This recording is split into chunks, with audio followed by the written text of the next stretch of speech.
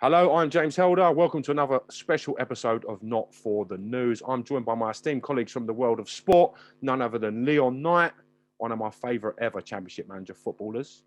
What's happening, Leon? Are you all good?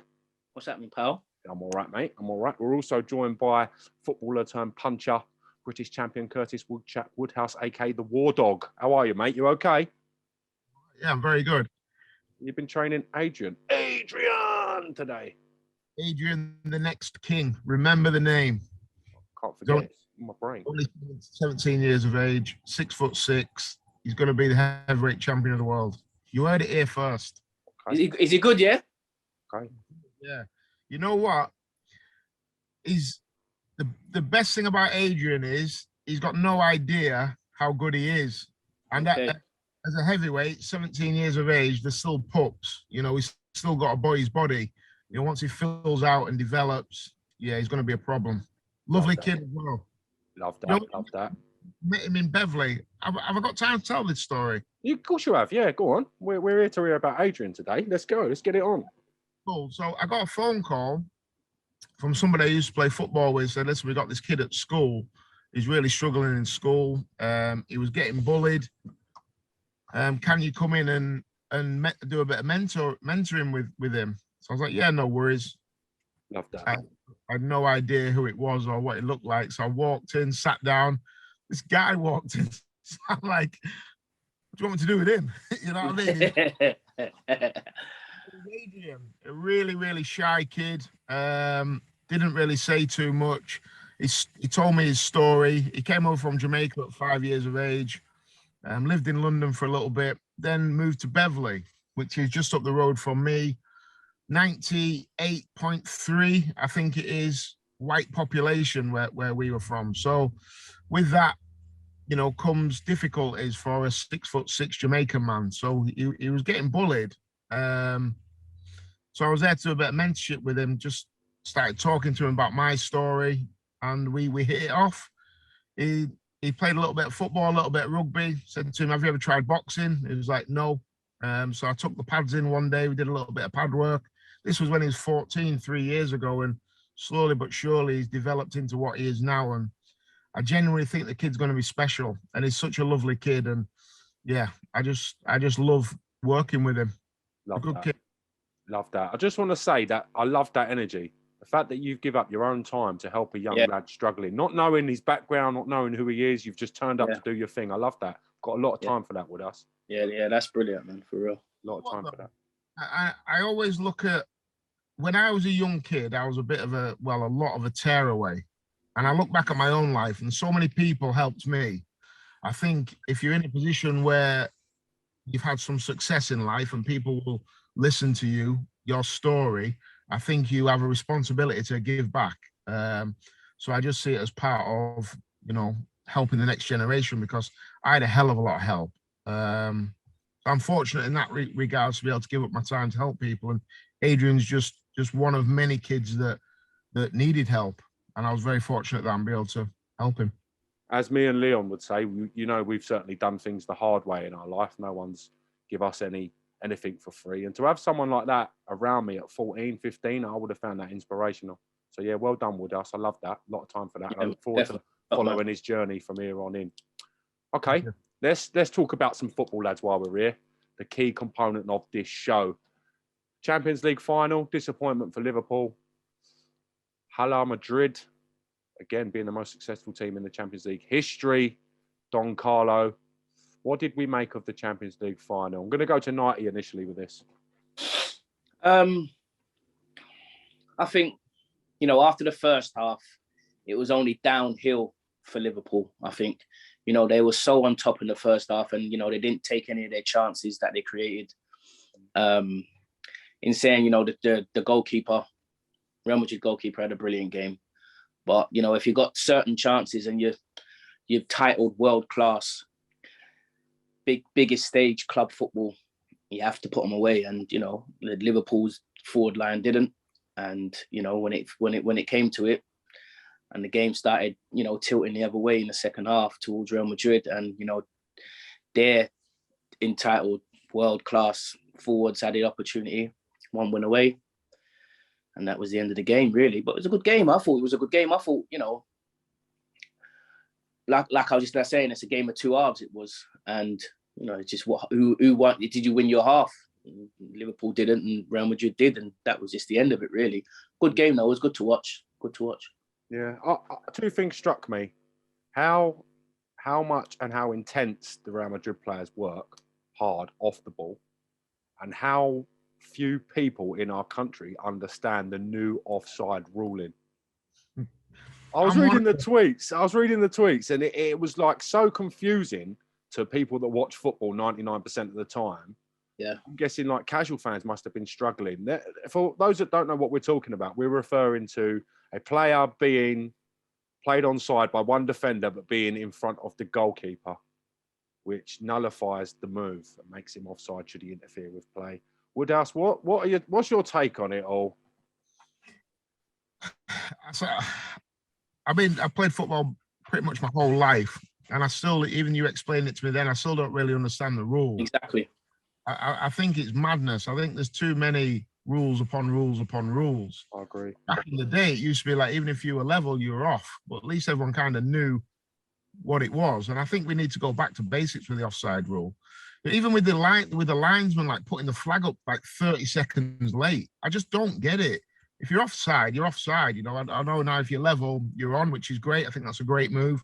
But if you're off, you're off. And I think we should just leave it at that, because it causes confusion, and I don't know the rules. So I'm saying things and I've probably got it wrong because it's not the rule textbook of the rules. But, you know, like I said, I've played football my whole life. I don't even know the rules. Do you think the delay of the flag is now meant to cause more controversy in terms of it's delayed, it's played on, it's scored, we've now got to go back to VAR? It makes that more important in the game and gives it more status, the VAR thing. I think the ones that are close, then yeah, I agree the linesman keeping his flag down. But when you see the blatant ones where they're like 5 yards off, I'm like, just put your flag up. Yeah. Get on there. Yeah. What do you make of the Champions League ceremony? It's the first year that we've had dancers and this and that. I just think it's becoming more like, you know, I heard someone say, you know, in 10 years it'll be like the Super Bowl. And you can actually see it going down that road. Yeah. It's just, I think it's just needless stuff. I mean, the national anthems, whoever's involved in, well, you know, you couldn't disagree with that. When you get into all like flipping girls on the pitch, or even a lad singing before or dancing and doing all that, it's just needless stuff, really. Let's just flipping focus on, you know, what we're here for. Two clubs who's come through the group stages, one, you know, first in their respective leagues, have either won the title, come first, second or third, come through the group stages, come through quarterfinals, semi-finals, now they're in the final. Let's celebrate that a little bit more, like, do you know what I mean? Instead of this whole hurrah of this, it's just unneeded. Like I said, it's within, someone said within 10 years, I'd say within the next few years, it's going to become similar like the Super Bowl. And, you know, the Super Bowl to me is just flipping, it's about 6 hours long, and it's just flipping needless stuff going on. It all comes down to money as well. That's the thing, you know. Before you know it, there's going to be loads of adverts during the games, just for that game to generate more and more money, like the Super Bowl. I agree with that. I love the national anthem before a game. It gets the hairs up on the back of my neck. It's like, game on. And some of the national anthems are amazing, man. Italy's is ridiculous. Scotland, I love the Scottish national anthem. It's like proper, like, whoa, here we go, we're in a game here. I love the national anthems, but again, I'm with 90. When people start getting on the pitch, singing songs, get off the pitch. It's Real Madrid versus Liverpool. We don't need the hoopla. This is two of the biggest clubs on the planet playing each other. And the game was brilliant. You know, going back to what Knight said earlier, I thought it was a brilliant game. I thought Liverpool were excellent the first half, dominated. But we've all been in them games where you miss chance after chance after chance, and you know it's coming. You think, shit, I think we've missed our opportunity here. And Real Madrid were, you know, they defended really well. Keeper did his job, and you know they had one chance and took it. But I thought Liverpool probably wake up the day after that thinking we've let one slip there. Yeah, definitely, 100%. Now coming it doesn't need all of that nonsense. The game's big enough. Let's not go down the route of American football. Football isn't that. Coincidentally, as Knighty mentioned about the national anthems, the lady that sang the national anthems put out a tweet saying that she was really disappointed that the fans sang the national anthems and she couldn't be heard. Now, I don't know about you guys, but the prerequisite of singing the national anthems is getting everybody else singing alongside it with pride. What is going on? This is the thing, like, play the national anthem over a flipping speaker, get everybody involved. This is the whole atmosphere of football. This is what gets everybody in the ground and who's watching it on the TV. I tell you one thing, when we was in the Euros, mate, I was up every England game, hand on my fucking chest, singing. God sake, my kids thought I was insane. Do you get what I'm saying? But that is what it's all about. 100%. Woodchuck was the exact same as well. It was the exact same. 100%. I like my kids, get off the sofa, on your feet, let's go. National anthem. Like, Dad, relax yourself.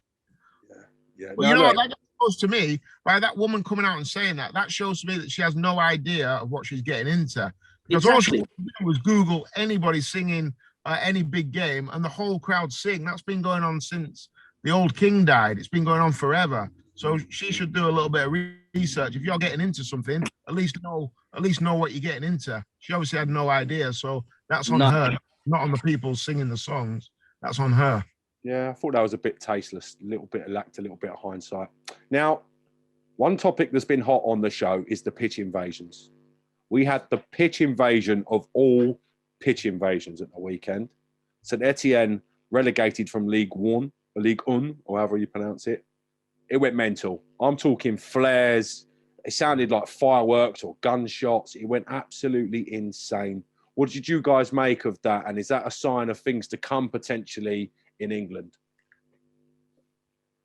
It's quite scary to look when you watch it. I can imagine being a player on there. I can imagine it being pretty scary. It wasn't good viewing. I don't really know what the answer is, because the security at football games, probably get 50 quid a pop. They're not about to get in the way of 20,000 people running on the pitch. So I don't know what the answer is, but you know, it won't take long before somebody gets seriously hurt, and then where are we? What's the situation then? But yeah, the St Etienne one was, it's pretty scary, wasn't it? Mm. Knighty, did you see the St Etienne one? What were your thoughts on it, mate? Yeah, when I saw the amount of flares that were getting thrown, they were just getting launched at the tunnel. And I'm just thinking to myself, like, if that hits you on your neck or your flipping side of your face or whatever, it's going to burn you out. Do you know what I mean? So, like Woodhouse is saying, it's where and how you go about it and what you try and do, I don't know, because what they on? 45, 50, 60, 70 quid? It's a lot to take. It's a lot to take a flare in the face for that kind of money, lad. I know if I'm a steward and that's happening, I'm absolutely going the opposite direction, because I'm not trying to save anybody, not for 70 quid. Do you know what worried me? We've seen, like, from the instances that happened in this country, like with the players being assaulted, the headbutt incident with Billy Sharp. When all them flares are going off, you can't see who's doing what. You can't pinpoint where and who the dangers come from, who's attacked who, even what fans are related with what team. Must be a scary thing for the players. It must genuinely be a worrying moment. Yeah, 100%. You just want to get off as soon as possible and get into the safety of your dressing room, I suppose, because, like you said, you don't know who's who. Panic will set in. You don't know who's chucking flares at who's your rival fans, who's your. Well, I suppose they got relegated, so I suppose everyone's against them. But I really honestly don't know the answer. What is the answer? Prison sentences? I don't know what the answer is. There's got to be some kind of deterrent, though, isn't there? It's getting beyond silly, you know what I mean?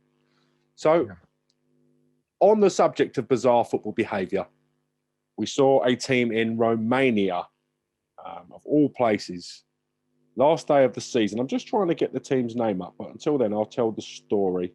Last game of the season, they get a penalty in the 92nd minute to stay up in the division. The manager chooses the player, his penalty taker, to take the kick. The owner and the chairman comes running onto the pitch, nonetheless. Yeah. Says that this player is not taking the kick, takes him off, puts the other player to take the kick. The said player he chosen then misses the penalty, okay? And it looked like he intentionally missed, if I'm being brutally honest. Yeah. You can imagine what happens. The stadium implodes, okay? The chairman's on the side of the pitch fighting with the original kick taker that he stopped from taking the kick. The club get relegated. There's riots. The next day, the club dissolve, okay? The club and the football team is no more from that man's actions. So let's break it down. I know, Knighty, you've seen the clip. What did you make of it? It's calmer, isn't it? I'm sure the original taker was black. He was, Knighty, yeah, good point out. And the player that he was replaced with, coincidentally, had lighter skin. Yeah. I don't know his ethnic background. I don't know if he was white, but he certainly was a lot lighter than the player that got replaced to take the kick. I don't understand where a chairman's like the job of a chairman is to run the club, fund the club, get sponsors in, do whatever, try and bring players in and who the manager wants and work with the manager towards bringing in the right players that fits the manager's way and style of playing. Where you get the audacity from and the actual confidence to now say you're coming to run on the pitch as a chairman, not even a coach, not even a manager.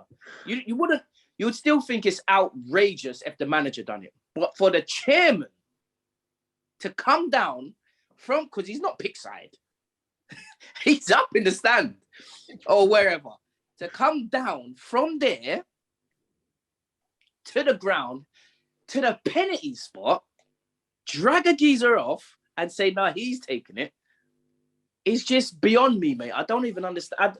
It just seems like it's like, like Football Factory or something like that. It just seems like it's come from something like that. It's just unbelievable. I haven't seen this, but if I didn't know that this was real, it sounds like something out of a movie. It's crazy. You need to watch it. It's one of the greatest, bizarrest moments I've personally seen. And this ain't a small club. You're talking a stadium with maybe 20,000 fans, 30,000 fans in the stadium. This isn't like Sunday league football. Imagine the pressure on the geezer that's being told you're taking it. All the best. Mate, he looked like he threw the penalty on purpose. It's the worst penalty you've ever seen. Like, it's the worst penalty. Like, I'm confident that was planned. Do you know what I mean? I can think of a few chairmen that I'd chuck under the bus as well. Don't worry about that. That's what gets me on to the next question. Now, we know different cultures have different ways. Romania looks absolutely crazy from what I'm looking in the football aspect. What chairman in this country, or any moments that you guys have had or seen with eccentric chairman in English football? Knighty, anything you want to share with us, mate? I ain't really had chairman. All the chairmans I played under, like, they've been all right, Managers, a few issues and stuff, but chairmans, they, like I said, their job is to like handle the club from, behind the scenes. And I ain't really had no issues with any chairmans. I'd love to share some crazy stories with you, but I ain't got any, to be honest. I've got crazy stories about managers, but chairmans, I think mine all been all right, to be honest. They've all been all right. What about you, War Dog? Any chairman on the firm that have been a bit eccentric? Well, I played for Peterborough United when Barry Fry was the manager and owner of the football club. Wow. Yeah. So, and bearing in mind, I love Baz. But Baz is like an absolute one-off character. Yeah. But he was under so much pressure at the time, being the manager and the chairman, and the club was struggling financially. So he had the pressure of getting 3 points on a Saturday, plus trying to find the money to pay the players. So the pressure was sky high, and Baz was. I remember he came in after I think it was the third game of the season. So we won the first game, we drew the second game, and the third game we got beat. And he came in after. So we're in the league with 1-1, lost 1, drawn 1. We're top 10, probably like 8th or 9th, something like that. So he's come in, and he's got the world on his shoulders. You can see. He says like, Sit down, boys. Everybody sit down. Want me to be honest with you, lads? You know I'm always honest with you, don't you? And like no one said anything. He says, "We are going down." 3 games in. Fucking hell, man. We are going down. He says we're rubbish. We're the worst team in the league, boys. He went on one, but I can just imagine the pressures that you're under doing both jobs must be unbelievable. Who's the guy that was the chairman and the manager in non-league? Dorking. Mark in the White. Conference South.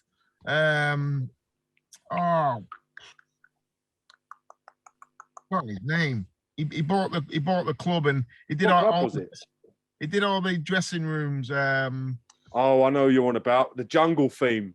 Yeah. What's his name? Oh, bloody hell. He's a character as well from Billericay Town. Billericay Town. That's it. Yes. Yeah, Billericay. He was the chairman and the manager and his absolute Fruit Loop, wasn't he? Let's get his name out. Yeah. He's actually a character, isn't he? Is he still there or is he gone now? Nah, he's gone now. He's gone. Well, I used to follow him on Twitter and he was Glenn Tamplin. That's the boy. Glenn Tamplin. Yes. Yeah, he was eccentric. He's eccentric to a next level. Now, he had a few didn't he? Signing like some crazy players from at the time. Oh yeah. He brought in some talent. Yeah. Big up. I was waiting to see his name pop up when he started signing all these players. I'm thinking, this club stinks of 90. 100%. I'm very surprised he weren't involved in a pre-season with Tamplin. I'm telling you. And I'm waiting for 90 to sign. It's my kind of thing, that, mate. I tell you. Now, while we're on the subject of bin liners, cash, and general underhanded allegations, some allegations have surfaced, and I use the word allegation loosely, involving manager Neil Warnock, who's just retired, aka the Warlord, and one of his former players from Queen's Park Rangers, none other than Rowan Vine, quite a respected ex-pro in the game, someone that accomplished quite a lot in his career. Certainly hasn't got any reason to lie about what and when and why. Let's break down Rowan Vine's allegations against Neil Warnock. The allegation stands that Rowan Vine was asked to give 6K of his player game bonuses, okay? So the manager would play him. He would get, I'm guessing, a 12K bonus for that, or a 9K bonus for playing that game. It's now stipulated, allegedly, that Mr. Warnock has asked for a 6K of that to be transferred into his bank. What are our thoughts on it? How do we dissect what's happened? He's hustling, isn't he? I've got time for it, mate. He's hustling. If you can get a fucking bit of it, do you know what I mean? He's hustling, old Warnock, and he's always been that way, though. Like, bit of a wheeler dealer, isn't he? It don't surprise me that them allegations are flying about him now. I mean, I was hearing it when I was playing. Really? So, yeah, I was hearing about stuff with him and, other little managers and stuff. And it don't surprise me at all, to be honest. It don't surprise me. And now one's come out, you're going to see it start rolling out that he's... I mean, did you play underneath him? Yeah. You play... You ask him then. He'll have a better flipping that. Wow, come on then, Woodchuck. Let's have it out. Hello. How many bonuses have you paid out to get in the starting team then, son? Hello, my reception's going. No, look, let's keep this as professional as we can. I know you've played under him. I know he's an old gaffer of yours. I wouldn't expect anything less than loyalty from the gaffers. But these allegations are kind of serious. A player like Rowan Vine ain't going to put his former reputation on the line for this. Woodchuck, was there any inkling or any stuff that you may have saw at some point that you were a bit sketchy with? I just think different eras, there were different times, and there's all sorts of things going on at different football clubs. I don't really want to comment too much on it because, Neil Warnock was my manager at Sheffield United, sold me to Birmingham City, but I always liked and respected Neil. So I won't want to kind of tittle tattle on it on something I don't know anything about. So I get that. But yeah, but I listen. I know loads of stories about loads of different managers, and I know it was a lot of things used to go on in them times. I don't know the Rowan Vines story. I don't know anything regarding Neil Warnock, but I do know loads of different things that have happened to me personally, with different situations. Can you give us an example without naming a manager? So we're not asking you to like knock anyone up or grass on anyone, but we do like to hear stories on this show. Is there any examples you can give us? I could give you loads, yeah, but I don't know if it's the right place to say it. This is not for the news. If this ain't the right place, Woodchuck, there ain't a right place. Do you know what I mean? This is where anything goes, elbows. Yeah, I hear you. I hear you. Come on, come on, bro. Let us some info. Let us know something. Stalling the first time ever I've seen you stall. You're blushing. It's never lost for words. It's never lost for words. Purple. No, listen, there's loads of scenarios. You know, I'll give you a quick one. So go on. I don't know. I can't even tell this story. I can't. I'm not going to say it because it's easy to work out who this is that I'm going to be talking about. You give me the cliffhanger of all Richard cliffhangers. I can't say it. I'm going to have to plead the fifth on this one, boys. But what I will say is, yeah. All right, then let me word the question differently. Then, are the allegations made against? I feel like Johnny Depp here. 100%. 100%. Now, are the allegations, and I say allegations because they're unproven and unfounded at the moment, against Mr. Neil Warnock, wider spread than us as viewers of football from that era are aware of? Are there a lot more things under the table involving other clubs, teams, and managers? Yeah, I was at Sheffield Wednesday across the road from Curtis. This was like 2001, 2002, something like that. When was you at Sheffield United? I left in 2001, I think. So you would have been around about the same time, yeah. Yeah, so I was like 2001, 2002. And we Terry Yorath signed me on loan from Chelsea. I just come off loan from Huddersfield and did pretty well there, scored 17 goals. So anyway, I'm coming there. And my agent at that time, Jerome Anderson, got a decent deal for me, to be honest. For the age I was, must have been about 18, 19. And it was like proper though. And like, we went away to, where did we go? Norway? I think it was it Norway or Sweden? It was Sweden, I think. And we ended up playing cards. Now he's fucking likes to drink and he's a fucking massive gambler and stuff. So we're all in a room. They're literally the whole squad's in the room, one room. And there's about 4 of us left in this 3-card brag, it's called. Right. And mate, we're flipping going. Comes down to a few other people drop out there saying, fuck this. We're on like $7,000 or something like that. Get up to about $12,000 or something like that. Which I think monthly I was bringing in about 13. So he was trying to get me up to my fucking wage. Yeah. Right. In the end, we both said, you know what, it's getting a bit stupid now. So let's flip over our hands and, you know, obviously the winner takes all.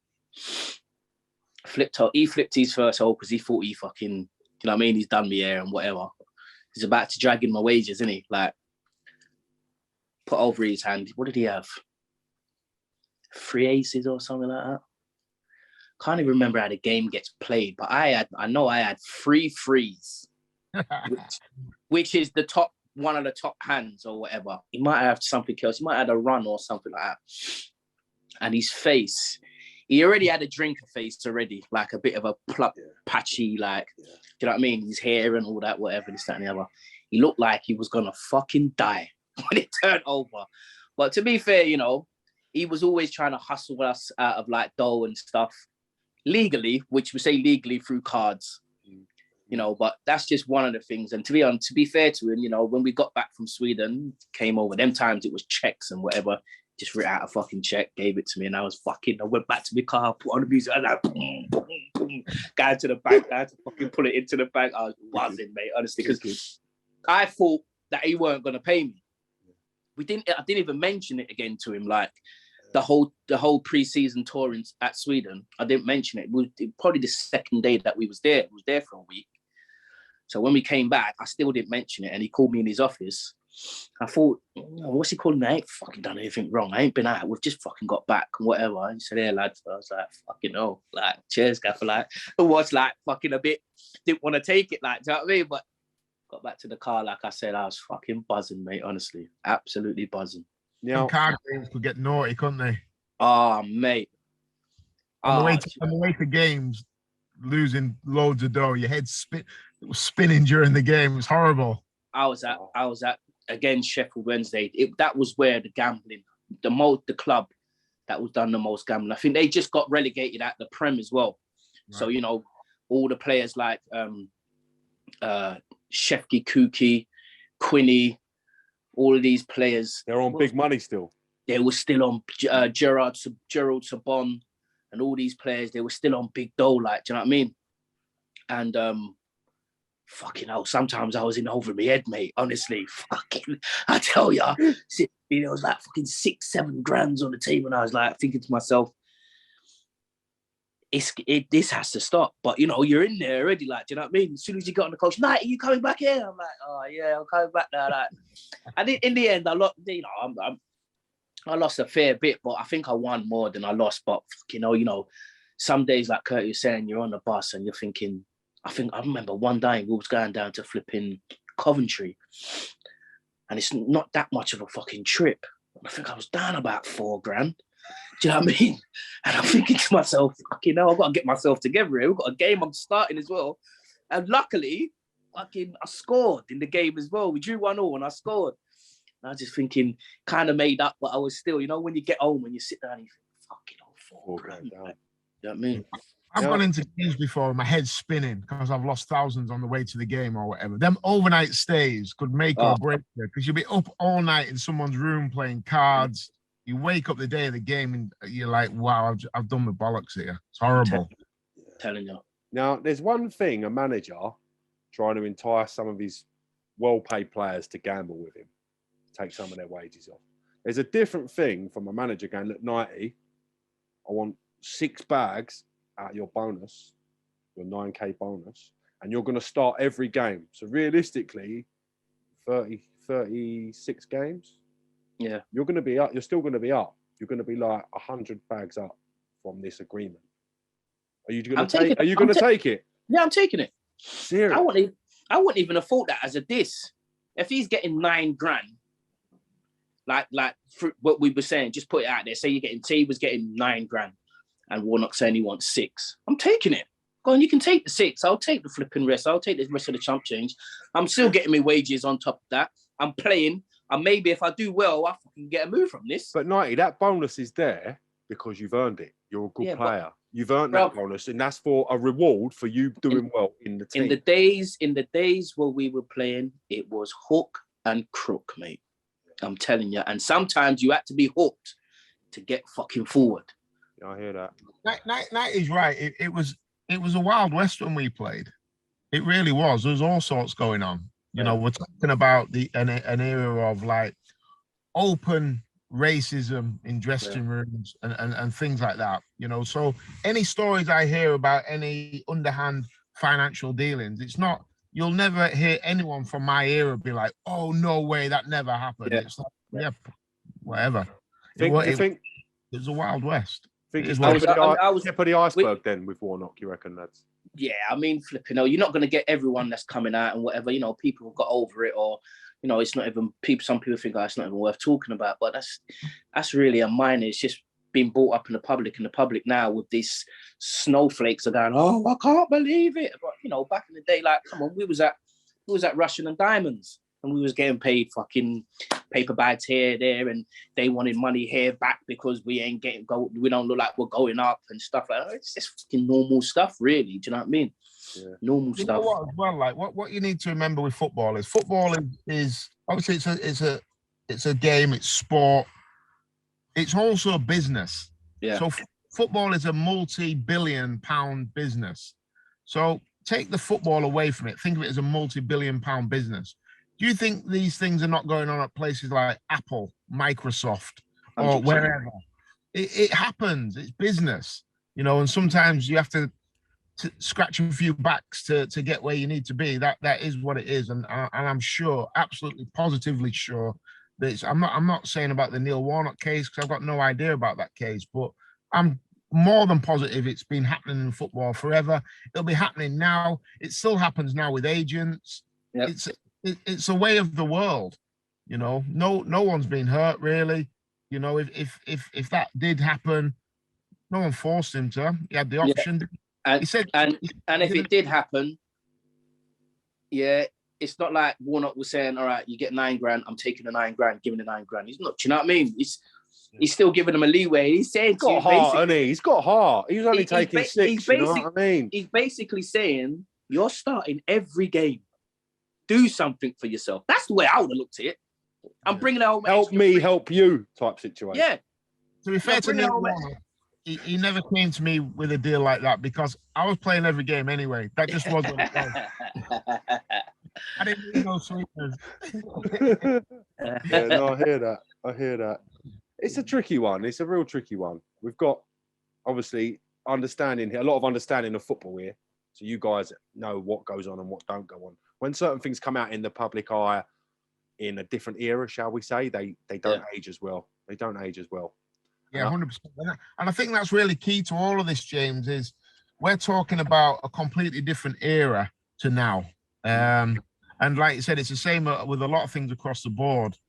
Things that happened in the 70s that were not really an issue, you can't look back and overly judge now because it's a different era. Yeah. It's very complex. I think we need to look at more historic things in football in our show. I'd like to look at some more controversial topics, and I'm going to dig some deeper stuff out. Stuff that you've got no connection to any of the people we're talking about, so we can get some actual opinions off you. Do you know what I mean? He's been on the fence so much, he must have some splinters, I'm telling you. Must have. Listen, lads, it's always a pleasure to talk Chew the Fat with you boys. Thank you very much for your time today. Just to let you know, if you are watching this via the YouTube, you can download our app, Pitch Football. Loads of competitions, giveaways, insights, fan interviews, and not to mention not for the new show. Thank you very much, gentlemen, for your time today. Loved it. Just to let the viewers know as well, we'll be back with a special transfer action-packed show as well to add to this show. So keep it tuned on the Pitch Football app and YouTube channels. Thank you very much, gentlemen. Cheers, lads.